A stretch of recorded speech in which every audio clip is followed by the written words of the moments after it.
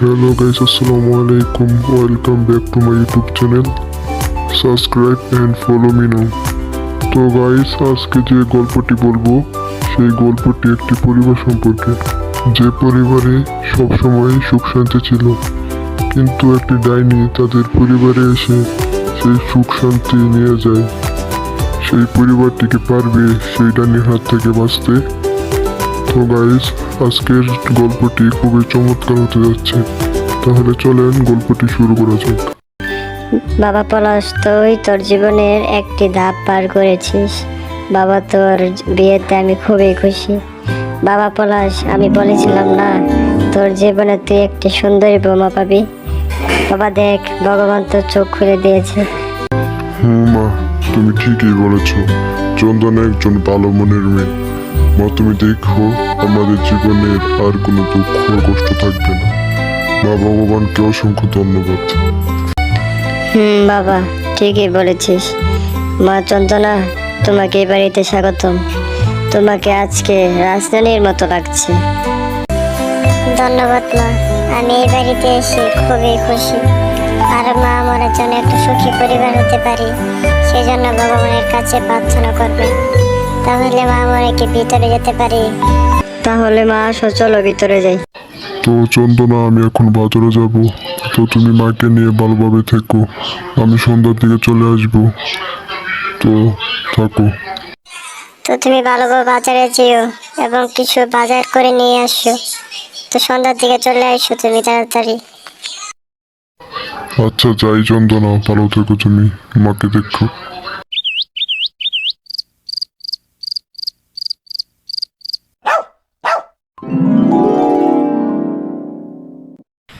কিরে মা, তুই এই গ্রামে নতুন নাকি? তোর তো আগে কখনো দেখিনি। কি নাম তোর মা? বাবা, আমি এই গ্রামে নতুন। আমি এই বাড়ির পলাশের সাথে বিয়ে করেছি সবেমাত্র কয়েকদিন হলো। আর বাবা, আপনি কে? আচ্ছা মা, যাই হোক, আমি এই গ্রামের একজন তান্ত্রিক। তুই ভালোভাবে থাকিস। এই গ্রামটা কিন্তু এত সুবিধার না। বাজারে তো আসলাম, কই বাজারে তো দেখি কোনো মানুষ নাই, কই সবাই?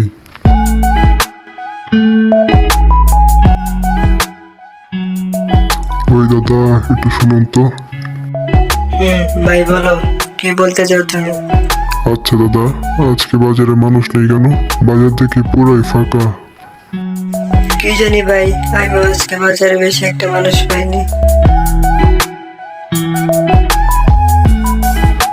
কি জানি, আজকে খালি হাতে বাসায় ফিরে যেতে হবে।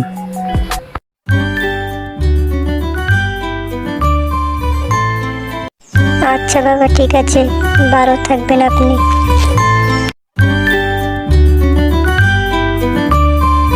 যাই দেখি পলাশ বাজার থেকে এলো নাকি।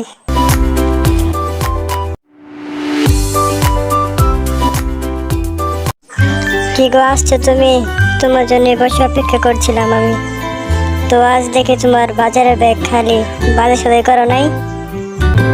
কি যে বলি তোমায় চন্দনা, আজকে বাজারে গিয়ে দেখি বাজার পুরোপুরি খালি। তারপর বাজারে একটি দাদার সাথে দেখা হয়। সেই দাদা বললে উনিও বাজারে কোনো লোক পাননি, তো আজকে বাজার বন্ধ ছিল, তাই আজকে কোনো বাজার আনতে পারি না চন্দনা। আগের যা ছিল তা দিয়ে চালিয়ে দাও চন্দনা। ওগো, যা হয়েছে হয়েছে। তুমি বাজার থেকে এসে খুবই ক্লান্ত হয়ে গেছো। যাও, হাত মুখ ধুয়ে কিছু খেয়ে নাও, আসো তোমাকে খাবার দিচ্ছি। বৌমা, তোমাকে শাড়ি পরে আজকে খুবই সুন্দর লাগছে। যাও, বাইরে থেকে ভিজা কাপড়গুলো নিয়ে আসো। যাই, কাপড়গুলো নিয়ে আসি, নিয়ে এসে পরে ভিতরে যাব।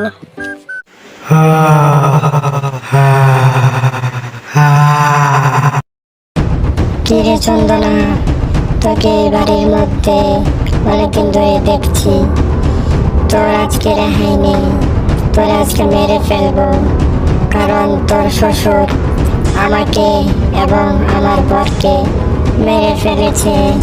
আমি তোদের পাশের বাসায় থাকতাম। একদিন আমার স্বামী তোর শ্বশুরের থেকে কিছু টাকা ধার নেয় এবং বলে পরে দিয়ে দেব, কিন্তু তোর শ্বশুর বলে 5 দিনের মাথায় না দিলে তোদের খুবই খারাপ হবে। তারপর একদিন আমার স্বামী 5 দিনের মাথায় টাকা না দিতে পারায় তোর শ্বশুর আমাকে এবং আমার স্বামীকে রাতে মেরে ফেলে।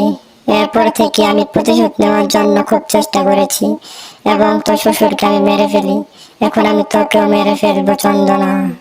হা হা হা হা হা হা হা। প্লিজ দয়া করে আমাকে ছেড়ে দাও। আমি আমার স্বামীর সাথে কথা বলে তোমাকে সব ঠিক করে দেব। আমাকে ছেড়ে দাও। আমি আমার সর্বোচ্চ দিয়ে চেষ্টা করব এবং আমি আমার শাশুড়িকে সাথে নিয়ে কথা বলবো। সব দিয়ে চেষ্টা করার পর তোমাকে এবং তোমার স্বামীর আত্মাকে আমি শান্তি দেব এবং পৃথিবী থেকে শান্তিময় পাঠিয়ে দেব।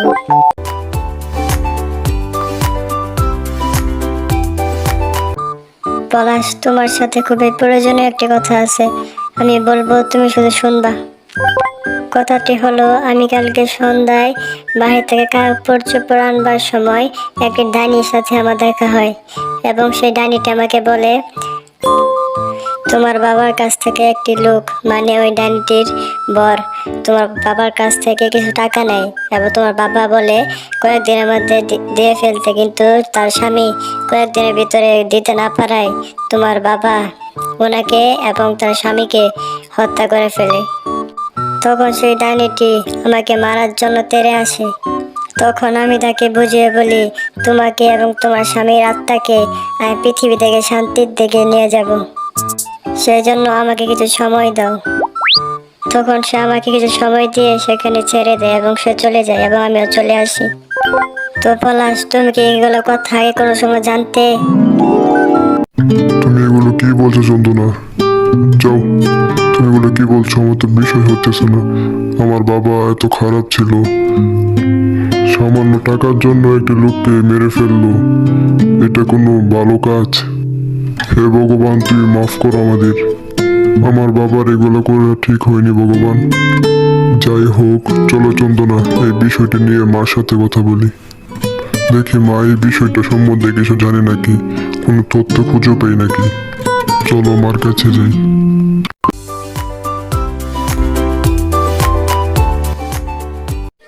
মা, ও মা, মা উঠুন। বাবা ডেকেছিলি, বল কি বলবি? মা, ডাক দিয়েছিলাম তোমায়।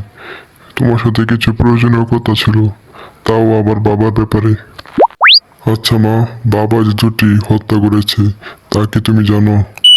আচ্ছা মা, তুমি জানো বা না জানো, কালকে চন্দনাকে যে সময় তুমি বলেছিলে বাড়ি থেকে জামা কাপড় আনো, তারপর চন্দনার সাথে একটি ঘটনা ঘটে। ঘটনাটি হলো, চন্দনা যে সময় জামা কাপড় আনে তখন একটি ডাইনি তাকে ধরে এবং বলে চন্দনা তোকে মেরে ফেলবো, কারণ তোর শ্বশুর আমার স্বামীকে এবং আমাকে মেরে ফেলে। কিছু টাকা দিতে না পারায় তোর শ্বশুর আমাকে এবং আমার স্বামীকে মেরে ফেলে। তখন মা, চন্দনা সেখান থেকে কি বলে বেঁচে ফেরে জানো? চন্দনা ডাইনিকে বলে তোমার আত্মা এবং তোমার স্বামীর আত্মা এই পৃথিবী থেকে সুখে শান্তিতে নিয়ে যাব, সেই দায়িত্ব তুমি আমার উপর ছেড়ে দাও। তোমা, তুমি এই ব্যাপারে কিছু জানলে আমাকে বলো। বাবা, তুই যা বলেছিস ঠিকই বলেছিস। তোকে আমি এই ব্যাপারে বলিনি কারণ তুই যেন তোর বাবার উপর রাগ না করিস। এটা সমাধান করার জন্য আমাদের ত্রান্তিক বাবার কাছে যেতে হবে। চল তাহলে ত্রান্তিক বাবার কাছে যাই আমরা। বাবা পলাশ, দেখ ওইখানে তান্ত্রিক বাবা বসে আছে, চল বাবার কাছে যাই। বাবা আদাব।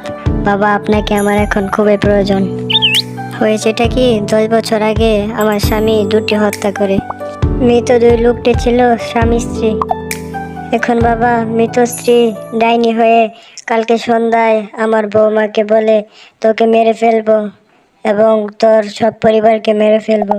সে প্রতিশোধ নিতে এসেছে। তখন আমার বৌমা বাঁচার জন্য বলে আচ্ছা, তোমাদের শান্তি এনে দেবো আমি, আমাকে ছেড়ে দাও, তোমাকে পৃথিবী থেকে অনেক দূরে পাঠিয়ে দেবো শান্তির দেশে। আমার বৌমা সেই সব দায়িত্বটি নিয়ে নেই। এখন বাবা, আপনার সাহায্য আমার খুবই প্রয়োজন। বাবা বলেন আমি কি করতে পারি? ওরে মা, আমি আগে থেকেই জানতাম তোদের সঙ্গে মেয়ে কিছু একটা হবে। একদিন তোর ছেলের বউর সাথে বিকালে আমার কথা হয় এবং তখনই বুঝতে পারি তোদের সাথে কেমন কিছু একটা হবে। এখন এটি সমাধান করার জন্য আজকে সন্ধ্যায় সেই ডাইনিকে ডাকতে হবে এবং একটি নির্জন জায়গায় নিয়ে যেতে হবে। আমার সাথে যাবে তুই এবং তোর ছেলে। তোর বৌমা যেতে পারবে না, কারণ সেই ডাইনিটি তোর বৌমার উপর টার্গেট করে রেখেছে। সে গেলে তাকে মেরে ফেলবে। সন্ধ্যা তো ঘনিয়ে এলো, তাহলে চল সেই নির্জন জায়গাটির মধ্যে যাই। মা, দেখেছিস, এটি হলো সেই জায়গা। এখন মা, আমি একটি মন্ত্র করে সেই ডাইনিকে ডাকবো। এখন তুই এবং তোর ছেলে এখান থেকে একটু দূরে গিয়ে তা দেখবি। যা তোরা। ইয়াপতারং বাহসিদা সিবালা বিকাদ্যা মুআদিকা বাহ সিবালাকা শ্রী শ্রী বন্দবা ইয়া মা শৈতানা।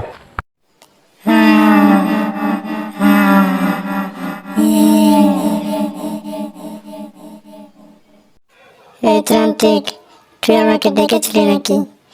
তুই আর এই চন্দনা কোথায়? ওকে তো আমি মেরে ফেলবো। বল তুই কি জন্য ডেকেছিস আমায়? হ্যাঁ ডাইনি, তোকে ডেকেছিলাম আমি। আর এই চন্দনা কেন এখানে আসবে? শোন, আজ তো পূর্ণিমার রাত, তো তোকে আজকে মুক্তি দেব। তোকে আজকে দুনিয়া থেকে শান্তির দেশে ফিরিয়ে দেব ডাইনি। এল বাবা, এল বাবা, এল বাবা। না রে ত্রান্তিক, এভাবে আমার শান্তি নেই। প্রথমে আমি চন্দনাকে মারবো এবং পরে তার পরিবারকে মারবো। হা হা হা হা হা। তবেই আমার শান্তি হবে এবং তুই আমাকে এবং আমার বরকে পরে দুনিয়া থেকে নিয়ে যাস। না রে ডাইনি, এগুলো হবে না। বুঝেছি, তোকে এভাবে কাজ হবে না। দাঁড়া, দেখাচ্ছি মজা। তুই এটা ঠিক করিস নি ত্রান্তিক, তোকে আমি পরের জন্মে দেখে নেব। হা হা হা হা হা হা হা। চল বাবা পলাশ, বাবার কাছে যাই, দেখি বাবা কি বলে। বাবা, দূর থেকে তো সবই দেখলাম ডাইনিটি চলে গেল। তো বাবা কি হয়েছে সব একটু খুলে বলুন। ওমা, তুই যা দেখেছিস সব ঠিকই দেখেছিস। আমি ওই ডাইনিটিকে একটি মন্ত্র পড়ে তাকে এই পৃথিবী থেকে অন্য দুনিয়াতে পাঠিয়ে দিই এবং তাকে সুখ শান্তিতে বসবাস করার সুযোগ আমি দিয়ে দিই। তো মা, যা হয়েছে হয়েছে, সে আর তোদের ডিস্টার্ব করবে না। তো মা, তোরা সুখে শান্তিতে আবার বসবাস কর। আবার কোনো সমস্যা হলে তোরা আমাকে বলবি। বাবা, আমি আপনার কাছে চিরদিন ঋণী হয়ে থাকবো। বাবা, আপনার এই ঋণ আমি কোন সময় শোধ করতে পারবো না। আর বাবা, আমাদের মাফ করবেন। বাবা, আমি আপনার কাছে চিরকৃতজ্ঞ। তাহলে বাবা যাই আমরা, আবার আপনার সাথে দেখা হবে। আদাব। বাবা, এতদিন ধরে আমাদের কপালে সুখ বলতে কিছুই ছিল না, এখন আমরা সুখে শান্তিতে বসবাস করতে পারবো। মা, ঠিকই বলেছো তুমি, সুখ শান্তি আবার আসবে আমাদের জীবনে। হ্যালো গাইস, গল্পটি আপনাদের কাছে কেমন লেগেছে? আশা করি ভালোই লেগেছে। তো গাইস, গল্পটি ভালো লেগে থাকলে এবং এরকম গল্প আরো পেতে চ্যানেলটি সাবস্ক্রাইব করে রাখবেন। তো গাইস, আর কথা নয়, তাহলে অন্য ভিডিওর মধ্যে দেখা হচ্ছে আবার আপনাদের সাথে। তো গাইস, আসসালামু আলাইকুম।